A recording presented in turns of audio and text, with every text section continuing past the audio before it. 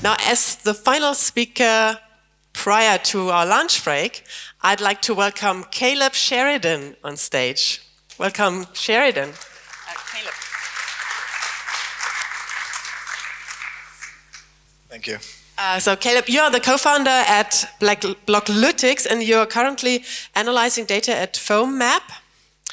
And the special thing with cryptoeconomic systems, as we heard already, is that there's data available on transactions and network behavior, and we will be able to engineer feedback loops to develop and adapt and improve the systems. And part of these feedback loops can be analytics like you will present in a minute.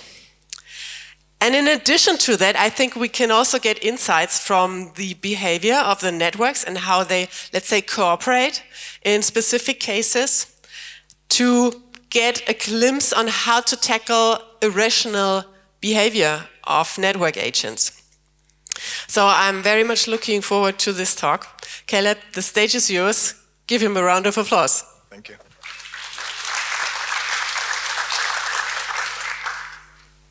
Hi, my name's Caleb, and today I'm going to tell you a little story about the FoamMap and what happened earlier this year with regard to some very contentious activity on the map.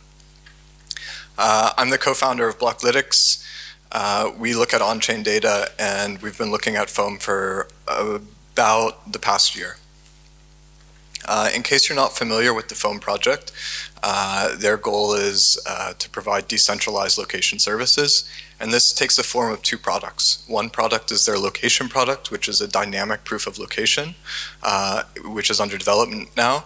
And then the other product is the Foam map, which is a TCR, or a token curated registry of locations. So this token curated registry includes information about points, like where the point is in latitude and longitude, the name of the place, like a restaurant or an attraction, and a short description with some other metadata.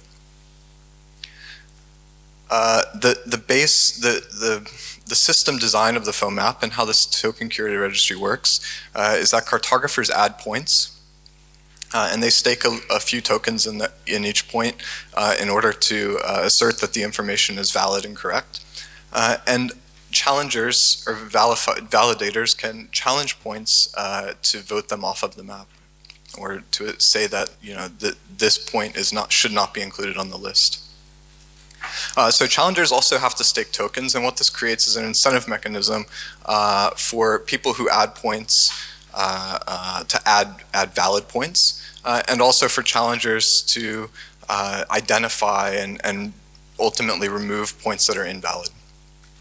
The final kind of party within the system are voters who actually determine the outcome of these challenges. And so what's happening is people are staking Foam tokens in points, and then challengers are also staking against those points, and voters decide who wins.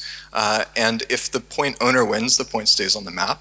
And if the challenger wins, the point is removed from the map. And a portion of these tokens are split between voters and challengers or the point owner, depending on the outcome. So what's happened on the map is that 10,000 new points have been added.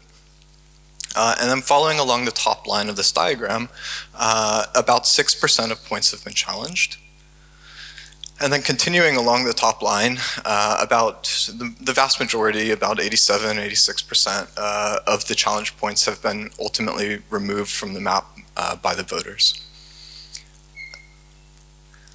And so looking at an actual example of a challenge, this is the first challenge on the map. And in this challenge, the challenger asserted that the White House was in the wrong location.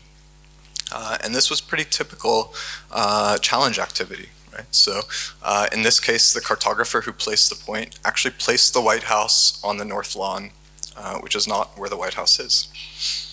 The point was removed. And this is kind of, over time, a lot of these points were challenged for being in the wrong spot. And over time, the challenges shifted towards maybe imprecise metadata or missing metadata. So for example, the Kyoto Imperial Palace was removed because the cartographer who added it did not add a phone number or website. So this point was deemed to be not high enough quality to be included on the token curated registry. At some point, a point called the Meatworks Butchery was challenged, and the challenger asserted that the phone number was incorrect that was listed on the point. So a community member actually posted a picture of a business card from the Meatworks Butchery that showed that the phone number was accurate. And so we saw challengers kind of taking the history of challenges and maybe kind of using it against the voters, right? So where it's very typical to have a challenge where the phone number is wrong or is missing, in this case, that wasn't true. So Meatworks Butchery ended up being challenged another 5 times and survived each challenge. And the challenge reasons became quite interesting. So in some cases, one challenge reason was that meat is murder. Another challenge reason is that the point owner is a communist. Another challenge reason is that I don't like the name. In these cases, of course, the point survived and the system was working as expected. But there was a broader issue, and there were two kind of things that happened around this time on the foam map. So one is that community members were starting to post lists of assessments of the challenges and the challenge reasons. In this example, the community member Foam Spacer posted a list that included challenges based on blatant lies. And he posted a series of points that probably should have stayed on the map. But in this case, what was also going on is that the amount of tokens deposited in the voting contract, which provide voting power, was also increasing. It almost doubled. And so what this means is that contentious challengers were using foam tokens to vote on these contentious challenges and kind of taking over the voting process by bringing a new weight of votes to the map. And so how the community combated this, and what's kind of interesting, is that they started more of these lists of assessments. So this one is by Ainsley Sutherland, and it includes a lot of points with justifications or reactions to the challenge reasons about why the point deserves to stay on the map. In this case, most of these points did survive. Another interesting thing that happened is the community user GeoPeter posted a forensic guide, a forensic research guide on foam. And this is like an extreme reaction to a set of contentious challenges. The community was spending a significant amount of time investigating on-chain data and going through Etherscan and the foam map and other tools in order to generate these kind of lists, and then cross-comparing it with the information about the individual points. And so what this activity ended up doing is actually bringing more attention to the contentious challenges and bringing in a significant amount of more voting power to the map. And it all culminated in this final challenge against Whole Foods Market. And in this case, 24 accounts voted on the outcome of this point, of this challenge. And the outcome was to keep the point, and they voted with a significant amount of tokens. So the core issue or the core solution in this case and in this story about this contentious challenger or set of contentious challengers is that there was an information asymmetry. And so the foam team and the foam community and myself have been looking at ways to kind of combat this. In one instance, the foam team created alerts, email alerts if a point is challenged or if you have the opportunity to vote on a point. And then in other cases, we developed a custom blockchain explorer that's an alternative interface to the foam map to show all points, all challenges, and all cartographers of the map.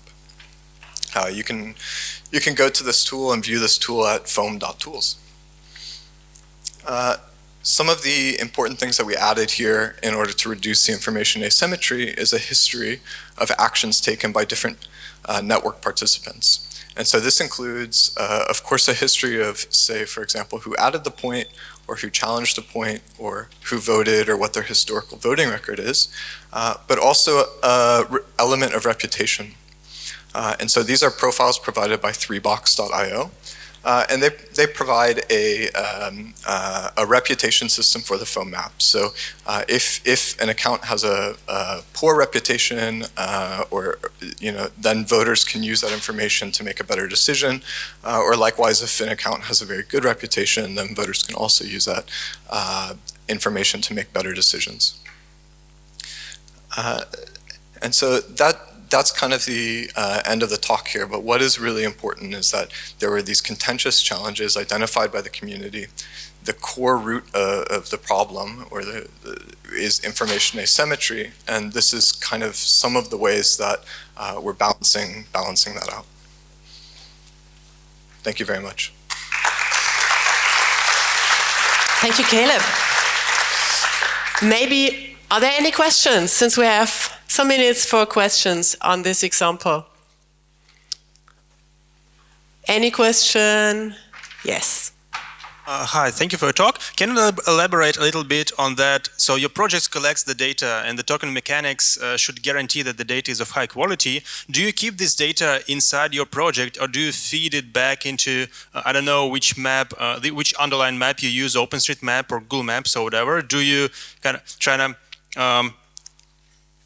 for me, it would be kind of nice to help improve this big open data set, which OpenStreetMap has been collecting for like 10 years already, then just keep it all inside your project. So what do you do with the data? So I'm not formally with Foam. I am working on the Foam project, so I can't answer on their behalf. The OpenStreetMap data itself is not I don't think that it's as high quality as the Foam map data, because anybody can contribute to it, which is great, but the curation of the OpenStreetMap data is not there, right? That side of the ecosystem isn't there. So Foam has really effectively solved that side of the ecosystem of verifying data in a way that, say, OpenStreetMap has not. And in fact, this is quite a big problem where OpenStreetMap data was adjusted recently in a way that renamed New York to Jutropolis on a lot of maps and affected applications like Uber and so on. So this is, I think that verifying, publicly curated data is a really important aspect, and a token curated registry seems to be a good way of doing it for now, but yeah. Second question, yes.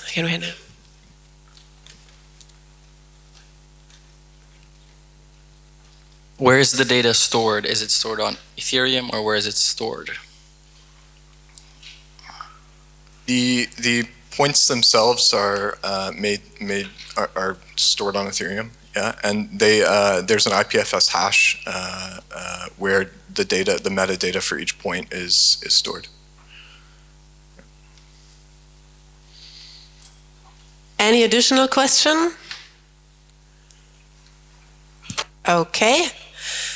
So thanks again, Caleb, for being here. Really good. Thanks a lot. Thanks.